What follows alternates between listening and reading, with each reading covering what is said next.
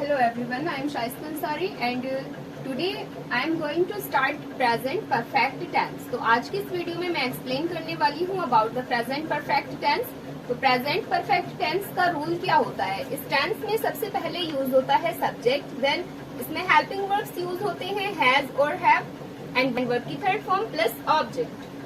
And इस tense के sentences की पहचान होती है कि इसमें वाक्य के अंत में चुका है, चुकी है, चुके हैं आदि शब्द आते हैं।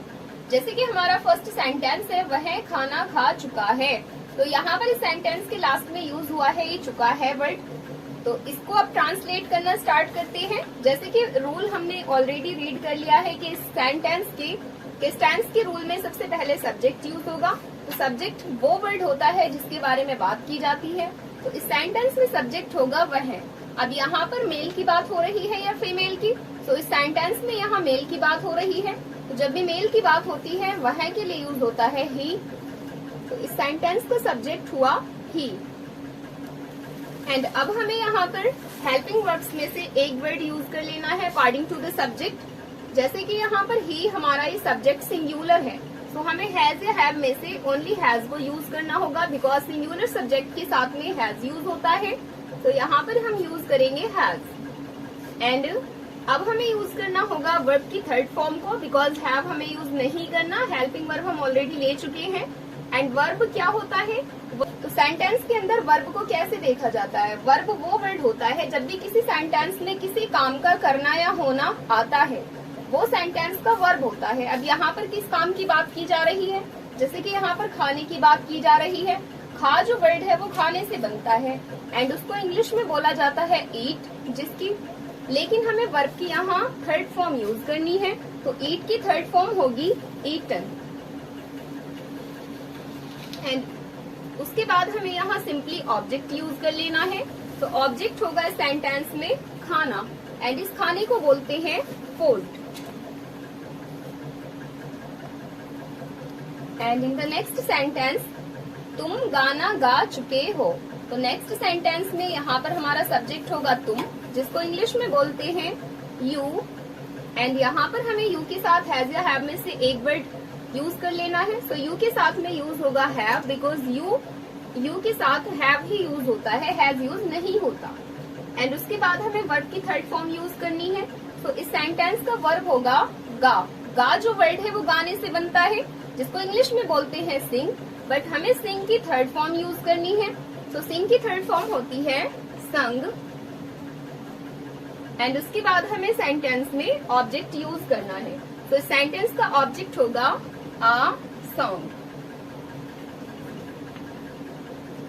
And in the next sentence हम क्रिकेट खेल चुके हैं। यहाँ पर सेंटेंस का सब्जेक्ट होगा हम, जिसको बोला जाएगा वी। एंड वी के साथ में हैज या हैव में से कौन सा हेल्पिंग वर्ब यूज होगा? तो वी के साथ में यूज होगा have because this is a plural subject. And उसके बाद यहाँ वर्ब की थर्ड फॉर्म यूज करनी है। तो इस सेंटेंस का वर्ब होगा खेल चुके। खेल जो वर्ड है वो खेलने से बनता है, जिसको इंग्लिश में प्ले बोला जाता है। एंड प्ले की थर्ड फॉर्म होती है प्लेट। एंड इसके बाद हमें यहाँ पर ऑब्जेक्ट यूज कर लेना है। तो इस सेंटेंस का ऑब्जेक्ट होगा क्रिकेट।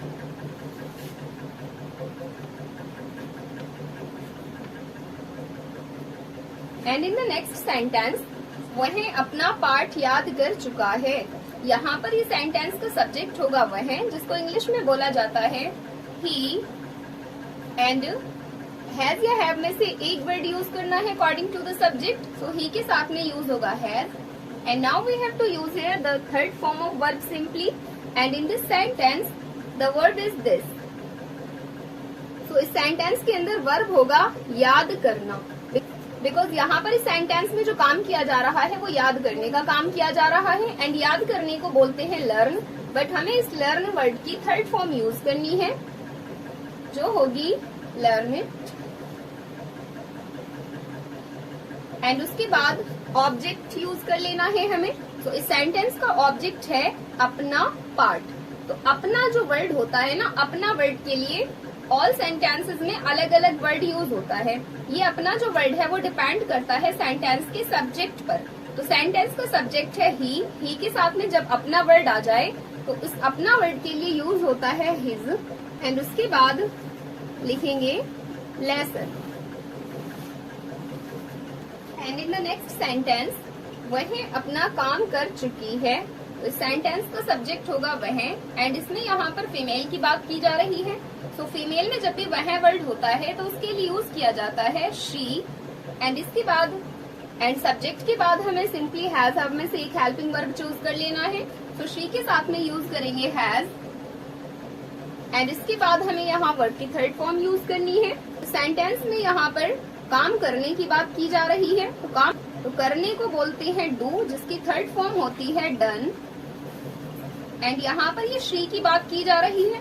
जब ही के साथ में अपना वर्ड यूज हुआ हो तो उसमें हिज यूज होता है, लेकिन शी के साथ में शी वाले सेंटेंस में जब अपना वर्ड यूज हो रहा होता है तो उसके लिए यूज होता है हर, बिकॉज सेंटेंस का ऑब्जेक्ट इसमें है अपना काम। तो सेंटेंस का ऑब्जेक्ट यूज करेंगे, अपना को बोलेंगे हर, बिकॉज यहाँ गर्ल की बात हो रही है, एंड काम को बोलेंगे work. And in the next sentence, मैं किताब पढ़ चुकी हूँ। सो नेक्स्ट सेंटेंस है हमारे पास मैं किताब पढ़ चुकी हूँ, एंड इसमें से सबसे पहले हम यूज करेंगे सब्जेक्ट। तो इस सेंटेंस का सब्जेक्ट है आई, एंड उसके बाद हमें हैज हैव में से एक हेल्पिंग वर्ब पुट करना है।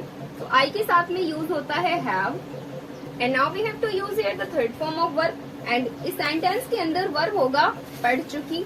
पढ़ जो वर्ड है वो पढ़ने से बनता है, जिसको इंग्लिश में रीड बोलते हैं, बट रीड की थर्ड फॉर्म भी रीड ही होती है। तो हमें रीड को यहाँ एज इट इज पुट कर देना है, बिकॉज यही रीड की थर्ड फॉर्म है।